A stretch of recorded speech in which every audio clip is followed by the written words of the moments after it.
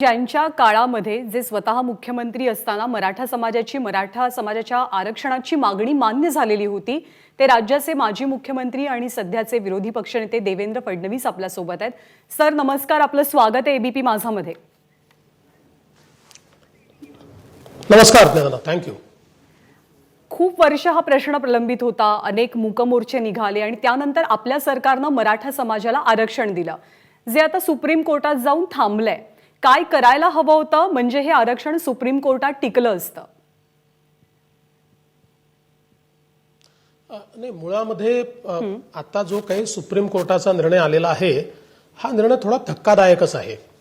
याचं कारण असं आहे की देशामध्ये वेगवेगळ्या राज्यांनी आरक्षणाचे कायदे तयार केले, परंतु केवळ 2 किंवा 3 कायदे हे उच्च न्यायालयात टिकू शकले। बाकी सगळे कायदे हे उच्च न्यायालयाने रद्दबादल केले, परंतु 2 किंवा 3च कायदे असे आहेत की ज्याला उच्च न्यायालयाने वैध ठरवलं। आणि एकदा एखादा कायदा हा उच्च न्यायालय जेव्हा वैध ठरवतं त्यावेळी त्याच्यावर पुढे स्थगिती येत नाही।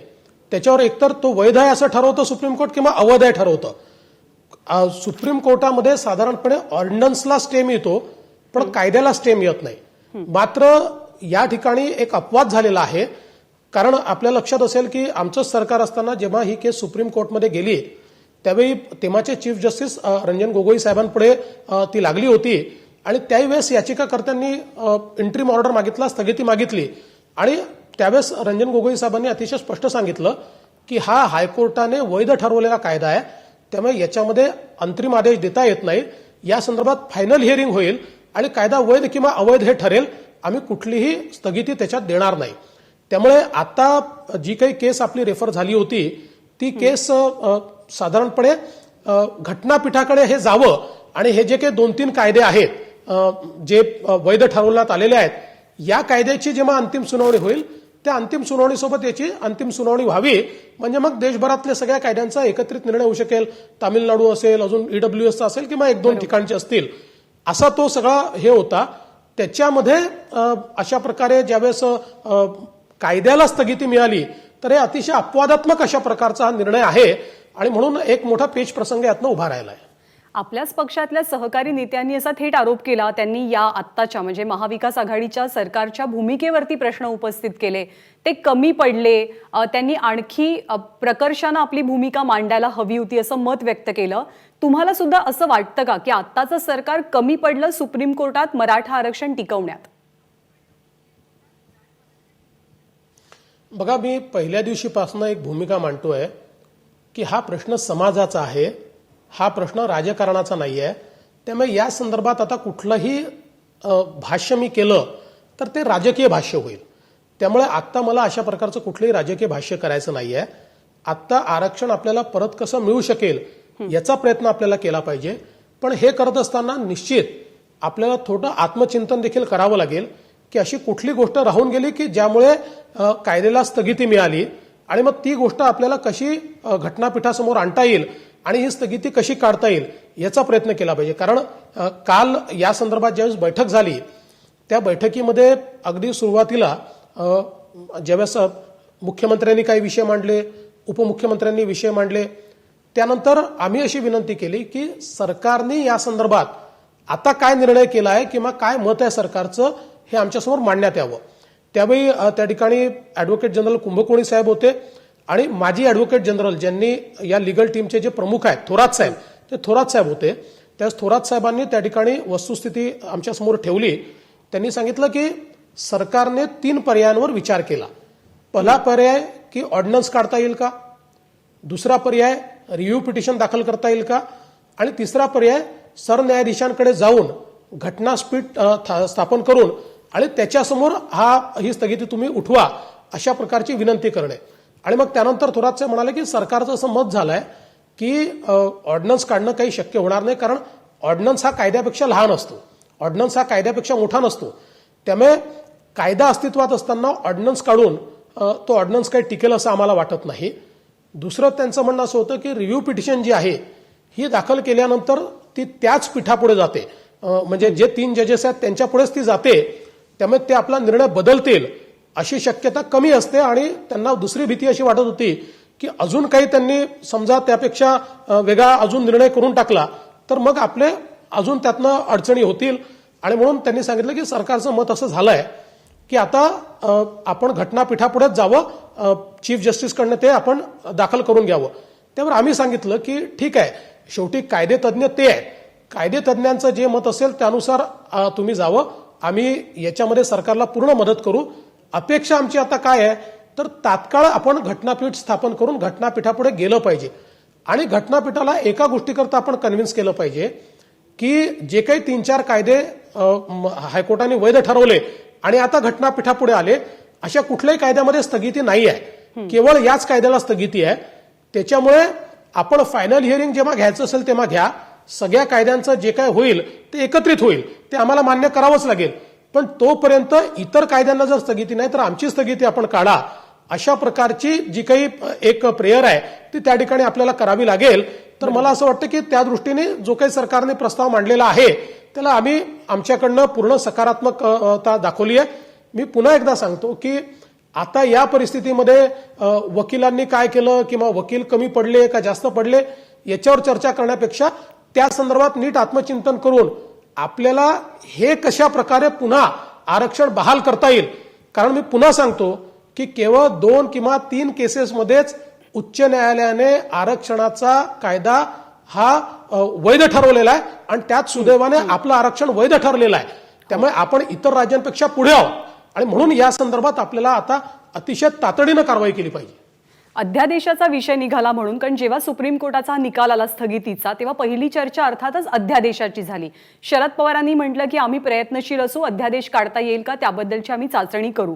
पण मग आता अध्यादेश निघणारच नाही का, ते संयुक्तिकच नाही का, मग आरक्षण हटवलं जावं, प्रकरण लवकरात लवकर घटनापीठासमोर जावं, यासाठी सरकारचे प्रयत्न असायला हवेत का? म्हणजे अध्यादेशाचा मुद्दा यामध्ये निकाली निघतो का पूर्णपणे?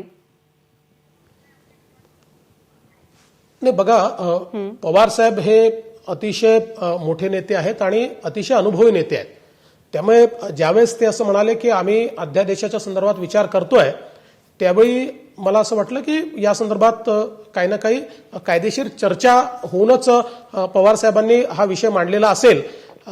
आणि त्यामुळे म्हणजे त्यावेळेस मलाही असं वाटत होतं की हा अध्यादेश कसा निघू शकेल. पण पवार साहेबांनी सांगितलं तर मला असं वाटलं की सरकार त्याच्यावर विचार करेल.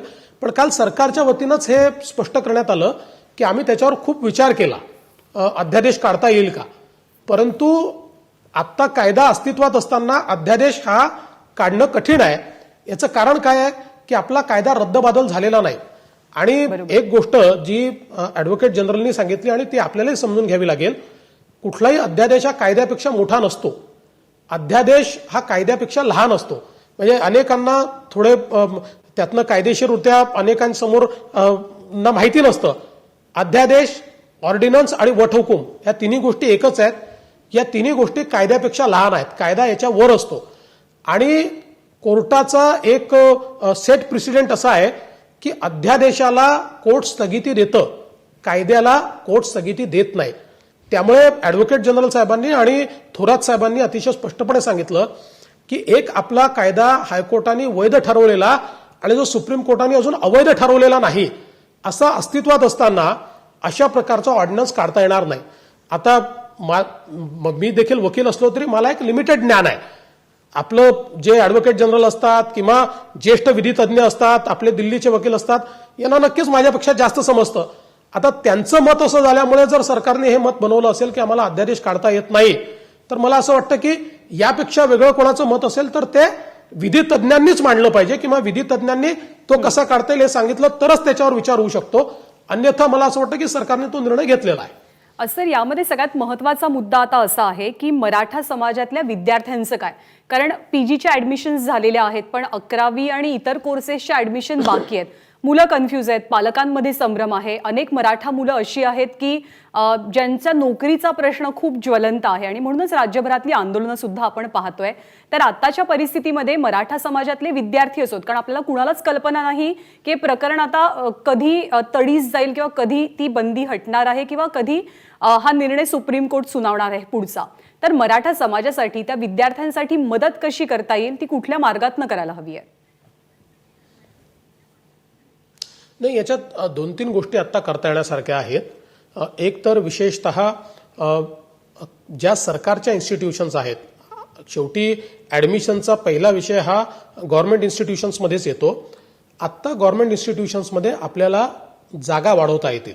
आपण असा प्रयत्न केला पाहिजे की साधारणपणे 13-14% आरक्षणाचा विचार केला तर किती जागा मराठा समाजाला मिळाल्या असत्या याचा विचार करून, आणि त्याही मेरिटनीच मिळाल्या असत्या, त्या काही सगळ्यांना मिळाल्या नसत्या. मराठा समाजातले 14% 13% जे पहिले मेरिटचे विद्यार्थी आहेत त्यांना त्या मिळाल्या असत्या. त्यांना कसं अकोमोडेट करता येईल या दृष्टीनं आपण जर आपल्या ज्या काही जागा आहेत त्या जागा वाढवल्या तर पूर्ण तर नाही पण काही प्रमाणात मुलं त्याच्यामध्ये अकोमोडेट होतील. दुसरा विषय असा आहे की याच्यामध्ये प्रायव्हेट इन्स्टिट्यूशन्स जे आहेत, आपल्या लक्षात असेल की आपण राजश्री शाहू महाराज शिष्यवृत्ती योजना सुरू केली होती की मराठा समाजातल्या ज्या मुलांना प्रायव्हेट इन्स्टिट्यूशनमध्ये ऍडमिशन घ्यावी लागेल त्यांची फी प्रतिपूर्ती जी आहे ती राज्य सरकारच्या वतीनं केली जाईल. तर ही योजना पुन्हा सुरू करावी लागेल, म्हणजे प्रायव्हेट इन्स्टिट्यूशनमध्ये किंवा डीम्ड युनिव्हर्सिटीमध्ये मुलांना प्रवेश घेता येईल. तिसरी गोष्ट अशी आहे की जे केंद्र सरकारचं ईडब्ल्यूएसचं आरक्षण आहे त्याचं तत्व असं आहे की ज्यांना कुठलंच आरक्षण नाही अशांना ईडब्ल्यूएसचं आरक्षण मिळतं. आता मराठा समाजाला आरक्षण मिळाल्यामुळे सरकारने ईडब्ल्यूएसचं आरक्षण त्यांच्याकरता बंद केलं होतं, पण आता सर्वोच्च न्यायालयाने ते आरक्षण स्थगित केल्यामुळे ऑटोमॅटिकली त्या आरक्षणाकरता देखील आमचे विद्यार्थी पात्र होत आहेत. त्यामुळे त्याचाही त्यांना लाभ जो आहे तो दिला पाहिजे. अशा एक 3-4 गोष्टी केल्या तर जरी 100% नाही तरी मोठ्या प्रमाणात हे आरक्षण गेल्यामुळे ज्या विद्यार्थ्यांचं नुकसान झालं आहे त्या विद्यार्थ्यांना आपण काही ना काही दिलासा जो आहे तो दिलासा देऊ शकू. अर्थात आरक्षणाला हा काही पर्याय नाही आहे, पण ती लढाई जोपर्यंत होत नाही तोपर्यंत विद्यार्थ्यांचं नुकसान टाळण्याकरता याच्यातनं आपल्याला एक मार्ग निश्चित काढता येईल. दुसरं असं आहे की सारथी सारखी आमची जी संस्था आहे, आपल्याला माहिती आहे की सारथीच्या माध्यमातून खूप मोठ्या प्रमाणात शैक्षणिक सवलती आपण देत होतो. आता ती संस्था एक प्रकारे या सरकारने किल केली, डिफंक केली. काय करणार मला माहित नाही, कदाचित आमच्या सरकारने तयार केली म्हणून केली. आता माझं मत असं आहे की आता सारथीची कधी नव्हे तेवढी आवश्यकता आहे. त्यामुळे तात्काळ ती संस्था बळकट करून, म्हणजे आम्ही चालवली त्याहीपेक्षा चांगली या सरकारने चालवावी, त्याहीपेक्षा बळकट करावी, त्याला पैसे द्यावेत आणि त्यातनं या ज्या काही वेगवेगळ्या प्रकारच्या शैक्षणिक सवलती आहेत किंवा UPSCची तयारी असेल किंवा वेगवेगळ्या बँकिंग परीक्षांची तयारी असेल, अशा सगळ्या गोष्टींकरता जी काही शिष्यवृत्ती आणि सगळ्या गोष्टी आहेत त्या तात्काळ सुरू केल्या पाहिजेत. एक शेवटचा मुद्दा यात अजून मला मांडायचा आहे की आता नोकऱ्यांच्या संदर्भातला विषय हा मोठ्या प्रमाणात तयार होणार आहे. आपण मागच्या काळामध्ये अण्णासाहेब पाटील आर्थिक विकास महामंडळ हे स्ट्रेंथन केलं आणि त्यातनं मोठ्या प्रमाणात उद्योजकता आपण तयार करण्याचा प्रयत्न केला. आता या संदर्भात आपल्याला कल्पना आहे की अण्णासाहेब पाटलांचे चिरंजीव नरेंद्र हेच त्याचे प्रमुख आहेत आणि याही सरकारने त्यांनाच प्रमुख ठेवलेला आहे. पण आता पैसा त्याला दिलेला नाही. आता मागच्या काळात मोठ्या प्रमाणात उद्योजक त्यातनं आपण तयार करू शकलो तर आता किमान मराठा समाजातले जे होतकरू तरुण आहेत यांना उद्योजकतेकडे नेण्याकरता तात्काळ त्याला पैसे दिले पाहिजेत आणि त्यातनं देखील कुठला तरी मार्ग हा आपण काढला पाहिजे. सारथीच्या बाबतीत गेल्या काही दिवसात खूप राजकीय वाद पाहायला मिळालेला होता. आता असं आहे की मराठा समाजाच्या आरक्षणासाठी सगळे पक्ष सगळे मतभेद विसरून समाजाच्या पाठीशी उभे राहतात. या सगळ्या सूचना तुम्ही सरकारपर्यंत पोहोचवणार आहात का? आता तुम्ही जे सांगितलं की सारथीच्या माध्यमातून काय होणं अपेक्षित आहे, इतर कुठली मदत मिळणं अपेक्षित आहे, हे सगळं तुम्ही सरकारपर्यंत कसं पोहोचवणार?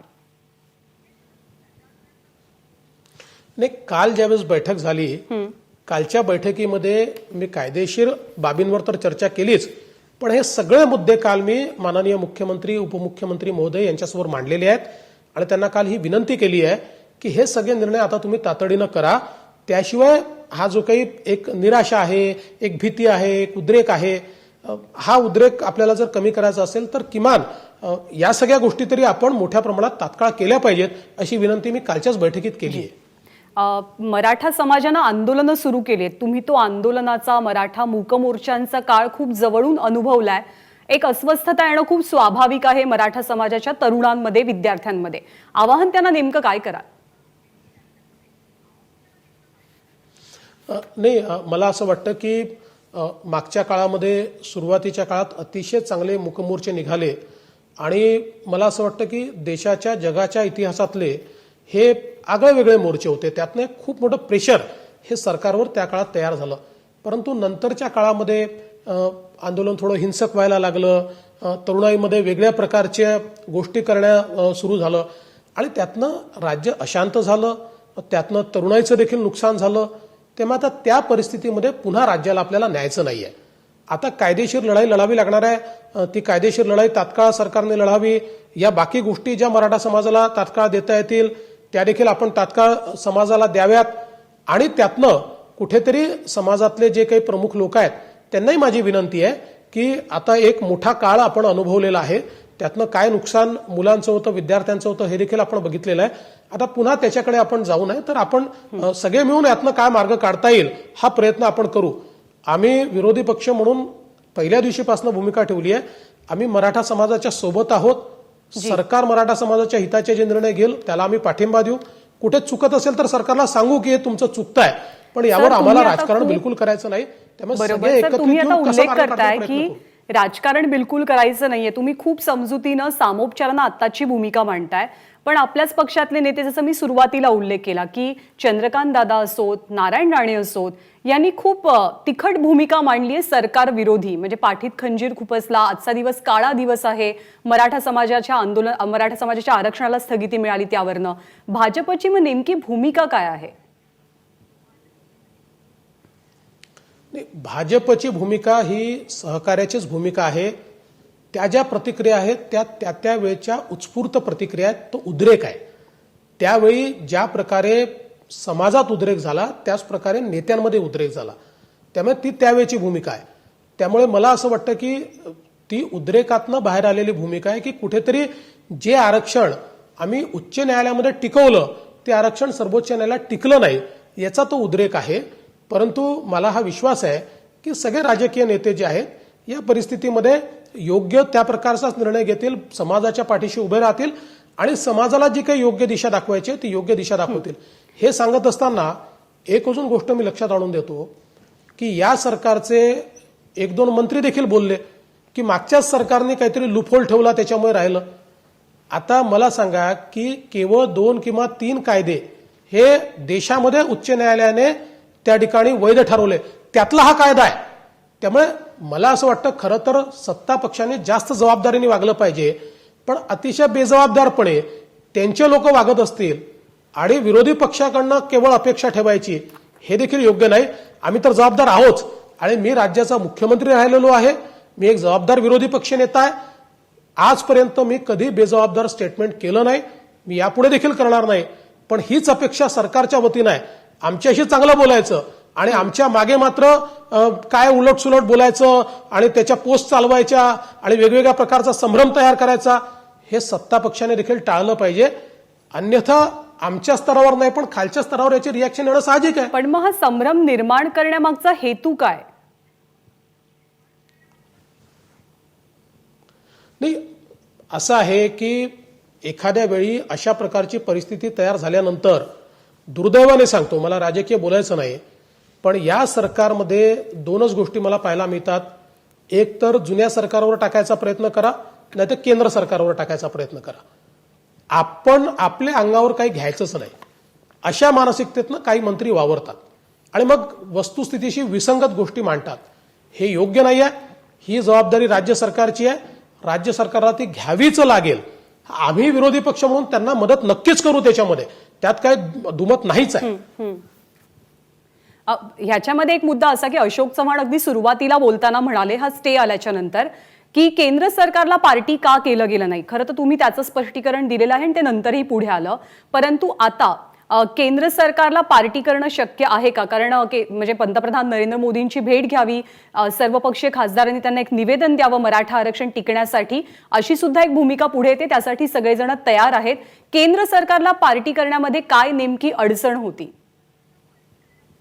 किंवा केंद्र सरकार जर पार्टी झालं असतं तर हे आरक्षण आपण वाचवू शकलो असतो का? नाही, याच्यामध्ये सगळ्यात महत्वाचं काय आहे, 2 गोष्टी लक्षात घेतल्या पाहिजे. एक तर केंद्र सरकारला पार्टी करणं हे याचिकाकर्त्यांच्या हातात आहे. त्यामुळे याचिकाकर्त्यांनी जर केंद्र सरकारला पार्टी करून घेतलं आणि कोर्टाने नोटीस काढली तर केंद्र सरकारला यावंच लागतं. केंद्र सरकार काही स्वतःहून येऊन त्या ठिकाणी याचिका दाखल करत नाही. त्यामुळे याचिकाकर्त्यांनी दोन्हीकडच्या जर केंद्र सरकारला पार्टी केलं असतं किंवा केलं असेल तर मला माहित नाही आणि कोर्टाला वाटलं की केंद्र सरकारचा से याच्यामध्ये पाहिजे, तर तो से घेतला जातो. केंद्र सरकारला पार्टी केलं किंवा नाही केलं याच्यावर फार काही फरक पडतो अशी परिस्थिती नाही आहे. हा कायदा राज्याचा कायदा आहे, हा काही केंद्राने तयार केलेला कायदा नाही आहे. राज्याने जे आयोग तयार केला आणि त्या आयोगाने इंदिरा साहनींच्या प्रकरणामध्ये 50% वर आरक्षण देण्याकरता जी काही निकष दिले आहेत त्या निकषात मराठा समाज कसा बसतो या संदर्भातला जो अहवाल दिला त्या अहवालावर आधारित हा कायदा आहे. त्याच्यामुळे त्याचा केंद्र सरकारशी कुठलाही संबंध नाही, कारण ही महाराष्ट्रातली परिस्थिती आहे, केंद्रातल्या परिस्थितीचा याचा कुठला संबंध नाही. दुसरं, महाराष्ट्रातल्या अहवालाच्या आधारावर हा देण्यात आलाय. आणि एक अजून गोष्ट मी तुम्हाला ज्ञानदा अतिशय स्पष्टपणे सांगू इच्छितो. पंतप्रधानांना आपण भेटू, पंतप्रधानांनी हे करावं, चांगलं, पंतप्रधानांवर विश्वास दाखवणं, ते काही करू शकतील हे उत्तम आहे, कारण ते केंद्राचं सरकार आहे. पण यातली वस्तुस्थिती आपण समजून घेतली पाहिजे, कारण काही लोक राजकीय हेतूने हे सगळं कसं केंद्र सरकारकडे आपल्याला बोट दाखवता येईल असा प्रयत्न जे करतायत त्यांच्याकरता मी अतिशय स्पष्ट भूमिका या ठिकाणी कायदेशीर सांगतो. आपला कायदा हा का रेफर झाला तर 50% वर जे आरक्षण दिलेलं आहे, इंदिरा साहनींच्या केसमधल्या निकालाचे निकष हे 50% वरचं आपलं आरक्षण पूर्ण करतं की नाही हे घटनापीठाने ठरवायचं आहे. त्याकरता हा आपला कायदा गेलाय.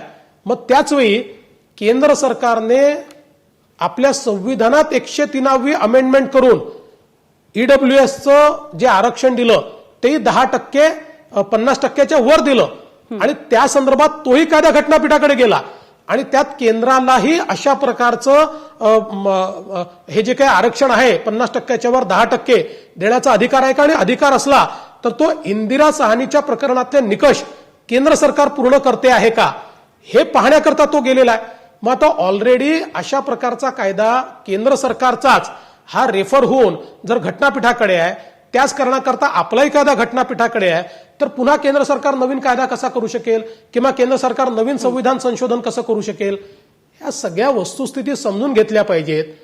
काही लोकांना असं वाटतं की आपल्या अंगावर येत आहे का मग तोलून द्या, मग केंद्र सरकारच्या पडल्यामध्ये हे जरूर शोधलेली ही पळवाट आहे का, सरकारने शोधलेली ही पळवाट आहे का?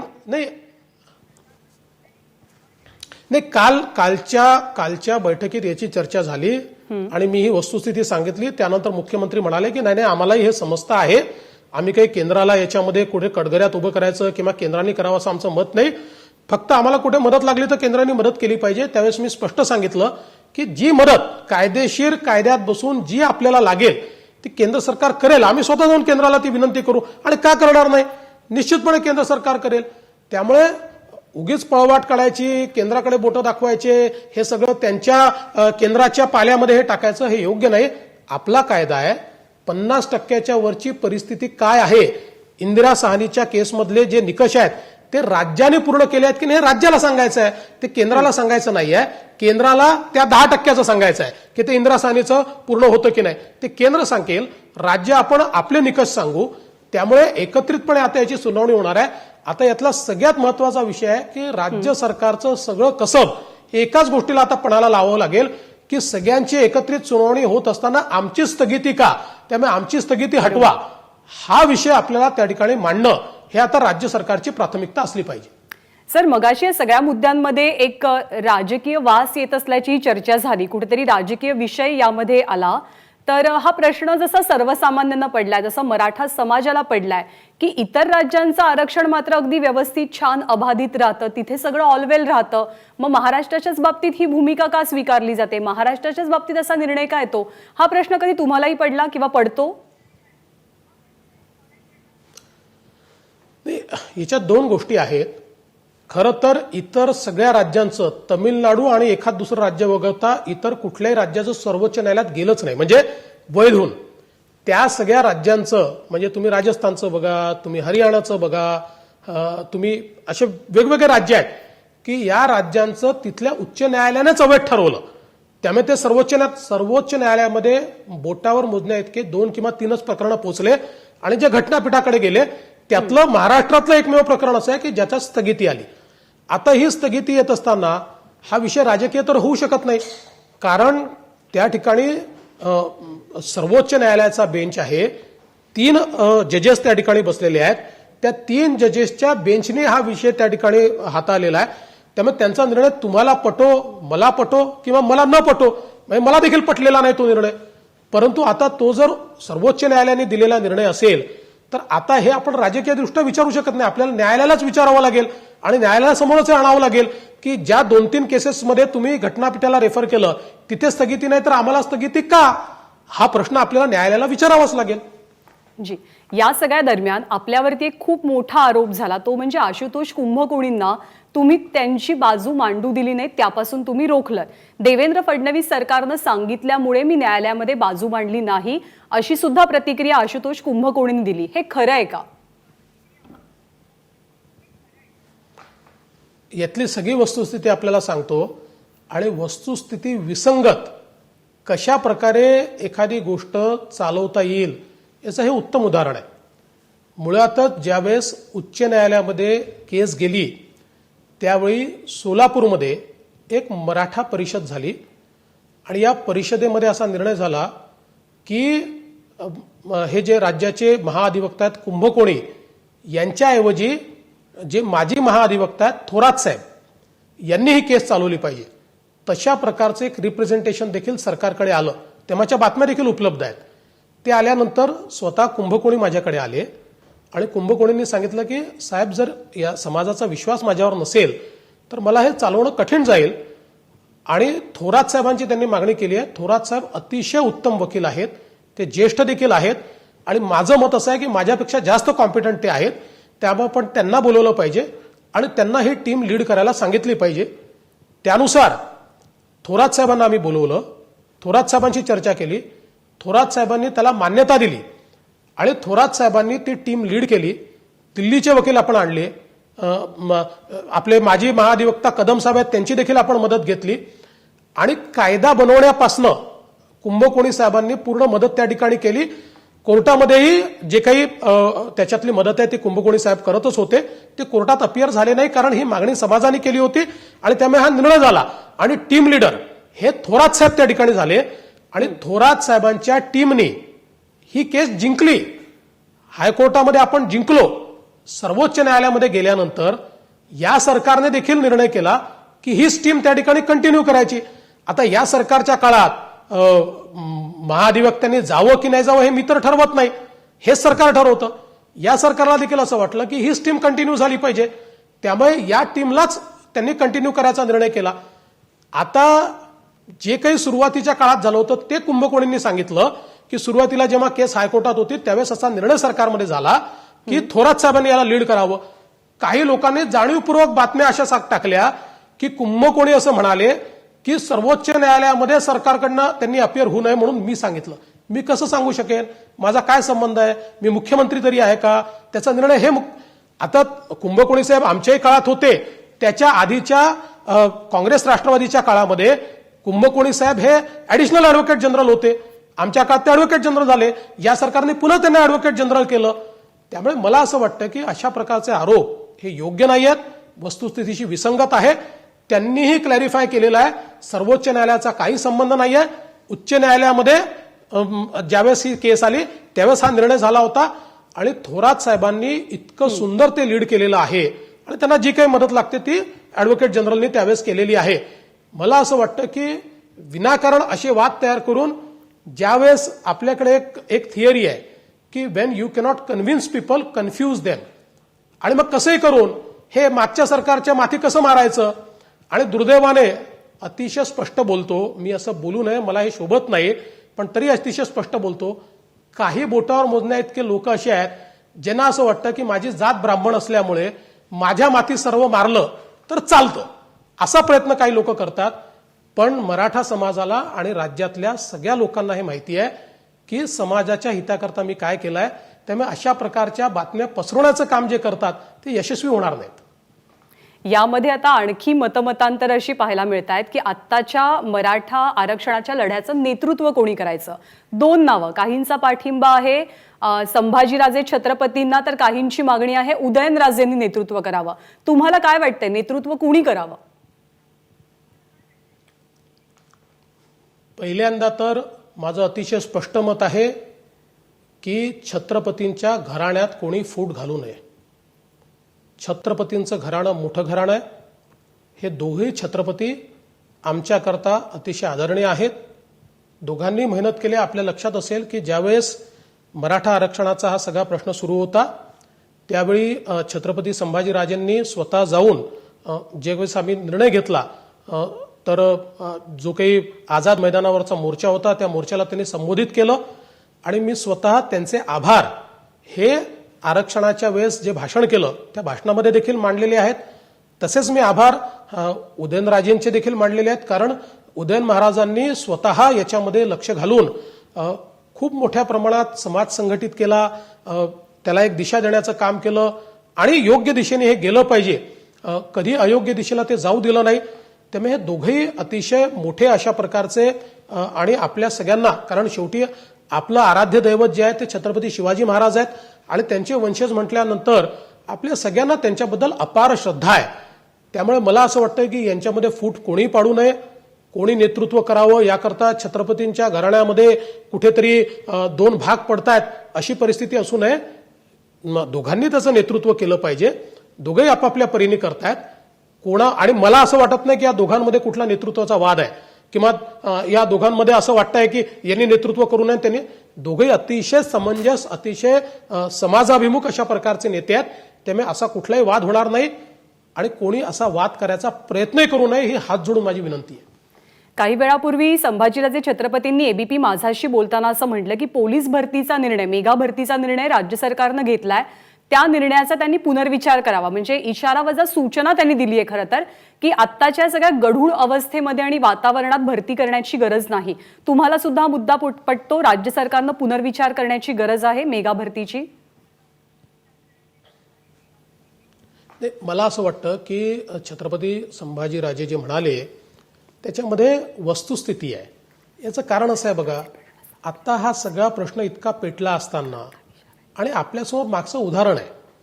आम्ही मागच्या काळामध्ये मेगा भरती घोषित केली आणि त्यावेळेस मराठा आरक्षणाचा विषय ऐरणीवर आला आणि त्यानंतर मोठा उद्रेक समाजामध्ये झाला. आता खरं तर कोर्टाचा असा निर्णय आलेला आहे, मराठा समाजाची भरती स्थगित झालेली आहे. अशा परिस्थितीमध्ये सरकारने ही भरती घोषित करणं म्हणजे मला असं वाटतं की कुठे विचार सरकार करते का? असे निर्णय घेत असताना त्याचे रिपरकेशन्स काय येतील याचा विचार सरकार करते का? आता भरती करणं आवश्यक असलं तर समाजाशी चर्चा करून किंवा आमचं इंटेन्शन काय आहे हे समाजाला सांगून आज समाजामध्ये एक प्रकारे भावना तयार होते की बाबा हे काय वाटच पाहत होते का की अशा प्रकारचं या ठिकाणी स्थगिती यावी. माझं असं मत बिलकुल नाही आहे, पण अशा प्रकारे कुठलाही निर्णय घोषित करताना वातावरण काय आहे याचा विचार सरकारने केला पाहिजे. माझं आजही मत असं आहे की आता मराठा समाजाच्या लोकांशी जे काही नेते आहेत त्यांच्याशी चर्चा सरकारने या भरतीच्या संदर्भात केली पाहिजे. भरती तर आपल्याला पुढे मागे करावी लागेल. अन्य ओबीसी समाज आहे, बाकी समाज आहे, त्यांच्यावरही आपल्याला अन्याय करता येत नाही. पण त्याच वेळी आता किती वेळात आपण हा स्थगिती हटवू शकू त्याची आपल्याला समजा तात्काळ आपण सुप्रीम कोर्टात जाणार असू आणि जाणारच आहोत तर तिथपर्यंत आपण वाट पाहिली पाहिजे का? त्याला काय 15 दिवस 1 महिना लागेल, त्याच्यामुळे तेवढी वाट आपल्याला पाहता येईल. अशा सगळ्या गोष्टीचा विचार केला पाहिजे.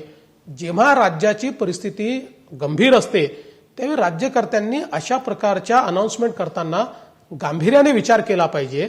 त्याचा काय परिणाम होईल याचाही विचार केला पाहिजे. पण मग ही भरती व्हावी का भरती होऊ नये, तुमचं काय मत आहे? भरती करायला हवी आहे का थांबवायला हवी आहे?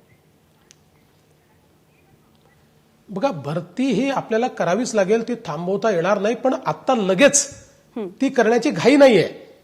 आपल्याला आता सर्वोच्च न्यायालयामध्ये काय होत आहे, आपण ही स्थगिती हटवू शकतोय का, याला तर 15 दिवस 1 महिनाच लागणार आहे. 1 महिना उशिरा समजा भरती झाली तर त्यांनी काही फार नुकसान होणार नाही, पण त्याच्या आधी झाली तर मराठा समाजाचं निश्चित नुकसान त्याच्यामध्ये होईल. आणि म्हणून या गोष्टीचा विचार केला पाहिजे. आणि सगळ्यात महत्वाचं काय आहे, सरकारचं जर मत असेल की नाही आम्हाला आजच करायची आहे, चर्चा करा ना, मार्ग काय आहेत ते बघा ना, मराठा समाजाला ॲश्युअर करा ना. असं कुठलीही चर्चा न करता इतक्या गंभीर परिस्थितीमध्ये एकतर्फी निर्णय घेतला तर मगाशी छत्रपती संभाजीराजे जे म्हणत होते की मीठ चोळल्यासारखं वाटतं तसं समाजाला वाटणार आहे. म्हणून मी सांगतो की राज्यकर्त्यांनी निर्णय घेत असताना निर्णय आपण जे घेतोय त्याचा परिणाम काय होणार आहे याचा विचार केला पाहिजे. प्रकाश आंबेडकरांनी या सगळ्या संदर्भात एक आरोप थेट असा केलेला होता की राज्यातले जे श्रीमंत मराठा आमदार आहेत त्यांना आरक्षणच नकोय, त्याच्यामुळे त्यांना कशाचीही पडली नाही. या त्यांच्या आरोपाकडे तुम्ही कसं पाहता? नाही, बाळासाहेबांच्या आरोपावर मी काही माझी प्रतिक्रिया देणार नाही. पण एक गोष्ट निश्चित आहे की मराठा समाजामध्ये प्रस्थापितांच्या विरुद्ध विस्थापित अशी लढाई एक आहेच. आणि साधारणपणे आपण जर बघितलं तर बृहद मराठा समाज जो आहे, मोठा मराठा समाजाचा घटक जो आहे, हा आजही गरीब आहे, हा अजूनही विकासापासून वंचित आहे. त्यामुळे मराठा समाजातला एक वर्ग आपल्याला असा दिसतो की जो राज्यकर्ता आहे, ज्याला समृद्धी आहे, ज्याच्याकडे मोठी निर्णय क्षमता आहे, तो ठळकपणे दिसतो. पण त्याच्यापेक्षा मोठा वर्ग असा आहे की ज्या वर्गाला काही मिळालेलं नाही आहे. आणि त्यामुळे हा जो वर्ग आहे, या वर्गाच्या मनात निश्चित ही भावना आहेच की कुठेतरी आम्ही विस्थापित आहोत. पण आता मराठा समाजाच्या आमदारांवर त्याचं खापर फोडावं का, तर हे मला योग्य वाटत नाही. त्यामुळे मी त्याच्यावर कुठली प्रतिक्रिया देणार नाही. एक चर्चा अशीही रंगते की याचिकाकर्ते आणि सरकार यांच्यामध्ये नीट समन्वय नाही, व्यवस्थित कोऑर्डिनेशन नाही. जर ही चर्चा खरी असेल, चित्र असंच असेल, तर तुम्ही या सगळ्या गोष्टींचं भवितव्य कसं पाहता? नाही, काल या संदर्भात विनायकराव मेटेंनी बैठकीत हा विषय मांडला. ते म्हणाले की आम्ही वेगवेगळे याचिकाकर्ते आहोत, तर राज्य सरकारने पुढाकार घेऊन कुठल्या वकिलांनी काय मांडावं ही स्ट्रॅटेजी ठरवली पाहिजे. ते असं म्हणाले की आपल्या विरोधातले जे लोक होते त्यांनी स्ट्रॅटेजी ठरवून प्रत्येक वकिलांनी काय मांडलं पाहिजे ते ठरवलं. आम्हाला मात्र असं कुठलंही मार्गदर्शन मिळालं नाही. त्यामुळे आमच्या कुवतीप्रमाणे आमचे वकील म्हणजे आमच्या विषय त्या ठिकाणी मांडत होते. पण आपण स्ट्रॅटेजी केली पाहिजे. आणि आता किमान सुप्रीम कोर्टात आता ज्यावेळेस घटनापीठाकडे जाईल त्यावेळेस तुम्ही आम्हाला सांगा, म्हणजे मग सगळे याचिकाकर्ते जे आहेत ते ठरलेली प्रत्येकाची जी भूमिका आहे ती भूमिका मांडतील. सध्या राज्यातल्या शेतकऱ्यांच्या दृष्टीने खूप महत्त्वाचा विषय आहे कांदा निर्यात बंदीचा. आधीच कोविड काळामुळे शेतकऱ्यांचं खूप नुकसान झालंय, अवकाळी पाऊस त्यांचं वेळोवेळी नुकसान करत असतो. निर्यात बंदीचा निर्णय तुम्हाला जाचक वाटत नाही का, अयोग्य वाटत नाही का? ज्या क्षणी निर्यात बंदी झाली त्या क्षणी मी स्वतः सन्माननीय पियुष गोयलजी यांच्याशी फोनवर चर्चा केली. मी त्यांना सांगितलं की आत्ताचा काळ हा निर्यात बंदी करता योग्य काळ नाही आहे. त्यावेळेस पियुषजींनी मला हे सांगितलं की केंद्र सरकारने एक मेकॅनिझम तयार केला आहे की ज्या मेकॅनिझममध्ये देशभरामध्ये कांद्याचं उत्पादन किती आहे, देशाला किती कांदा लागणार आहे, त्यामुळे किती आपण एक्सपोर्ट करू शकतो आणि होर्डिंग किती झालं आहे, असं सगळं स्टॅटिस्टिक्स हे रेग्युलर जमा होत असतं. आणि मग ज्यावेळेस लक्षात येतं की आपल्या क्षमतेपेक्षा जास्त एक्सपोर्ट ऑलरेडी झाला आहे आणि होर्डिंग होत आहे, त्यावेळेस असं लक्षात येतं की यातनं कांद्याचे भाव कन्झ्युमर करता खूप मोठ्या प्रमाणात वाढणार आहेत. आणि म्हणून मग अशा प्रकारची एक्सपोर्ट बंदी लावली जाते. त्यामुळे ही एक जी व्यवस्था उभी केली आहे त्या व्यवस्थेतनं ही बंदी लावण्यात आली. मी त्यांना हे समजावून सांगितलं की जरी होर्डिंग झालं असेल तरी होर्डर्सवर तुम्ही कारवाई करा, पण आजही शेतकऱ्याकडे कांदा आहे, याचा थेट शेतकऱ्यावर परिणाम होतोय. कारण निर्यात बंदी झाल्याबरोबर जे होर्डर्स आहेत ते सगळे लोक भाव पाडतात आणि कमी भावामध्ये कांदा घेणं सुरू करतात. शेतकऱ्यांवर खूप मोठी अडचणीची परिस्थिती मागच्या काळात आलेली आहे. या सगळ्या पॅन्डेमिकमुळे शेतकऱ्यांवर देखील अडचण आहे. अतिवृष्टीमध्ये झालेली आहे, त्यातनं शेतकरी अडचणीत आलेला आहे. अशा परिस्थितीत आता कांद्याचे भाव कन्झ्युमर करता थोडे वाढले तरी चालतील, पण शेतकऱ्यांना त्याचा फायदा मिळाला पाहिजे आणि म्हणून ही निर्यात बंदी परत घेतली पाहिजे. मी तसं पत्रही त्यांना लिहिलं, त्याचा पाठपुरावा मी करतोय. मला पियुषजींनी अश्युअर केलं की हा सगळा मुद्दा आम्ही चर्चेला घेऊ आणि यातनं काही ना काही निर्णय आम्ही करू. तेव्हा मला अपेक्षा आहे की या संदर्भातला उचित निर्णय सरकार करेल. सर, कांद्याच्या बाबतीत नेहमीच हे म्हटलं जातं की कांदा हे शेतकऱ्यांचं पीक नाही तर ते राजकीय पीक आहे. जसा ऊसाला हमीभाव मिळतो तसा कांद्याला सुद्धा हमीभाव देण्याची गरज आहे का, तो मिळाला पाहिजे का? बघा, नाशिवंत किंवा अशा प्रकारचे किंवा भाज्यांचे जे प्रकार असतात याला हमीभाव देण्याची पद्धत आपल्याकडे नाही आहे. कारण हमीभाव त्या गोष्टीला देता येतो की ज्या गोष्टीची लॉंग टर्म साठवणूक करता येते, वर्ष दीड वर्ष, त्याला हमीभाव घोषित करता येतो. शॉर्ट टर्मच्या गोष्टींना हमीभाव काही देता येत नाही. दुसरं असं आहे की आपण कांद्याच्या बाबतीत हे सातत्याने पाहतो की मार्केटमध्ये व्होलेटॅलिटी असते.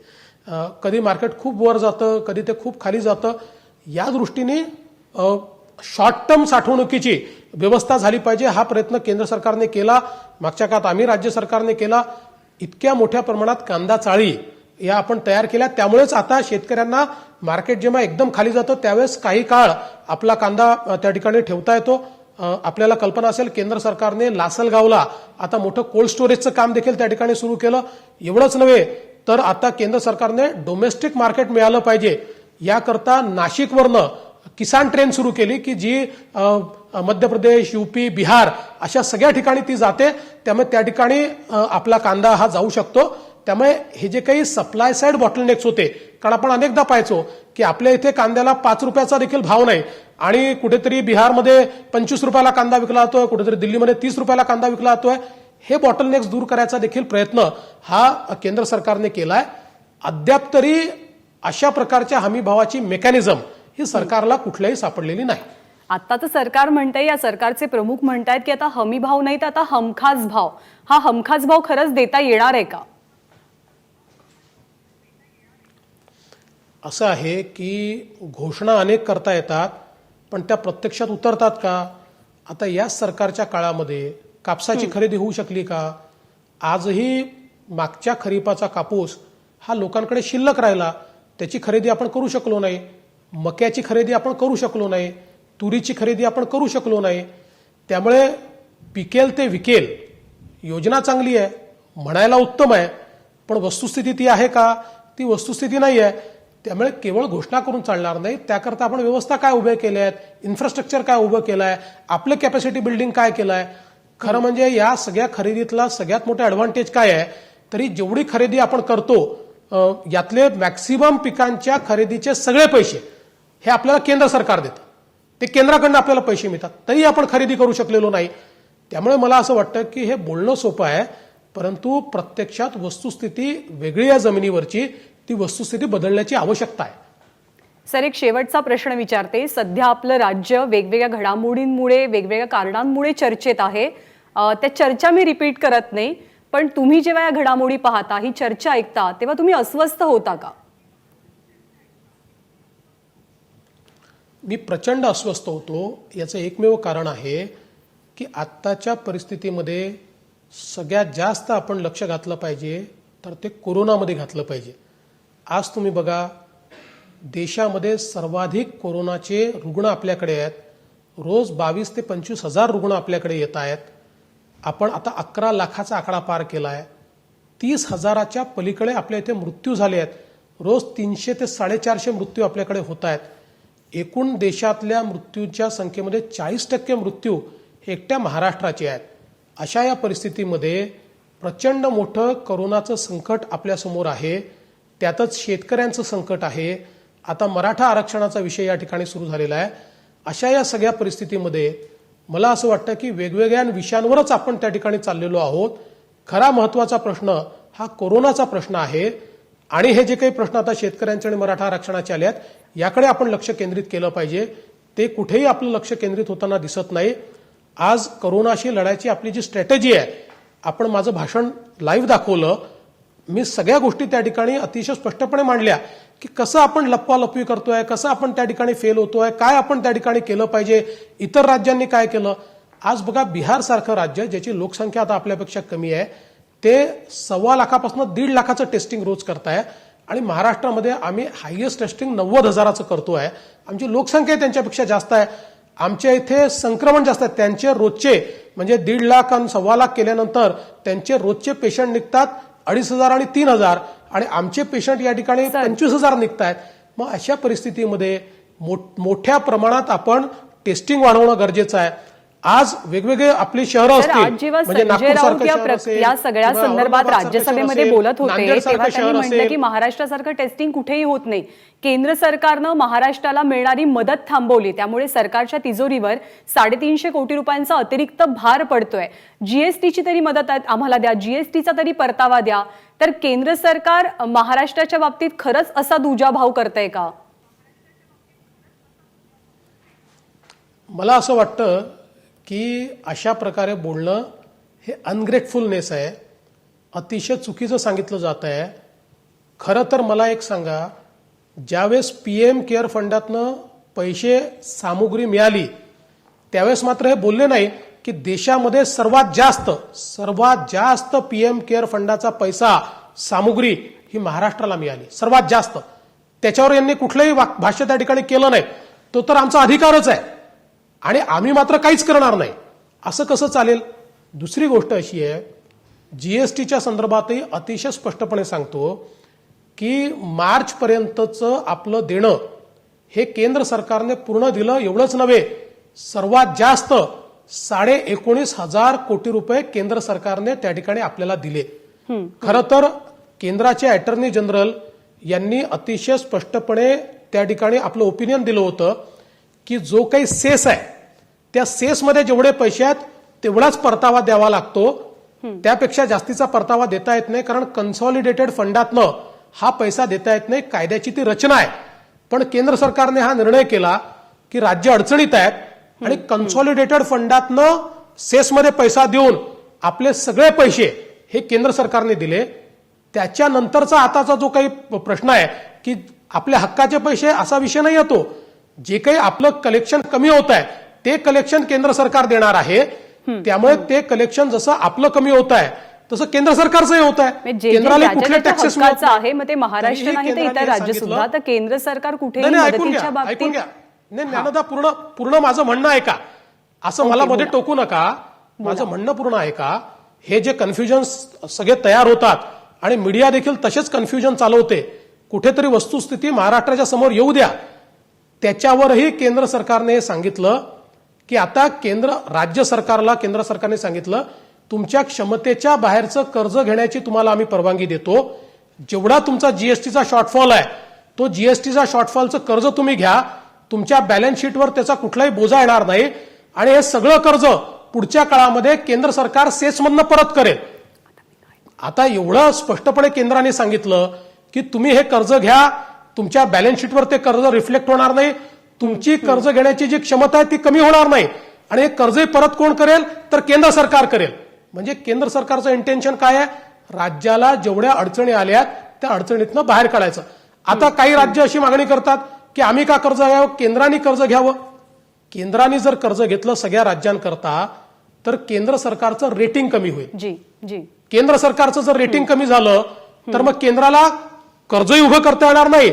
आणि आता कोरोना नंतरच्या काळामध्ये प्रचंड मोठ्या प्रमाणात आपल्याला एक्सटर्नल बॉरोईंग करून आपल्या अर्थव्यवस्थेला गती द्यावी लागेल. ती बॉरोईंग देखील करता येणार नाही. म्हणून केंद्राने त्यातनं मार्ग काढला की आम्ही त्याची गॅरंटी घेतो, आम्हीच पैसे वापस करतो, तुमच्या बॅलन्स शीटवर रिफ्लेक्ट होणार नाही अशी तरतूद आरबीआयतनं करून देतो. अशा प्रकारची सगळी स्थिती सांगितली. पण याच्याकडे लक्ष द्यायचं नाही. रोज सांगायचं केंद्र आम्हाला आमचे हक्काचे पैसे देत नाही, आमचे हक्काचे पैसे देत नाही. केंद्राने आउट ऑफ द वे जाऊन महाराष्ट्र, असं आपलं म्हणणं आहे की कुणावरही अन्याय होत नाहीये, मग ते महाराष्ट्र किंवा इतर राज्य असो देशातलं. सर, वेळ कमी आहे त्यामुळे मला तुम्हाला थांबवणं भाग आहे. तुम्ही या चर्चेसाठी वेळ दिला, सविस्तर चर्चा केली, तुमचेही मुद्दे मांडले, त्याबद्दल आपले मनापासून आभार. Thank you so much sir.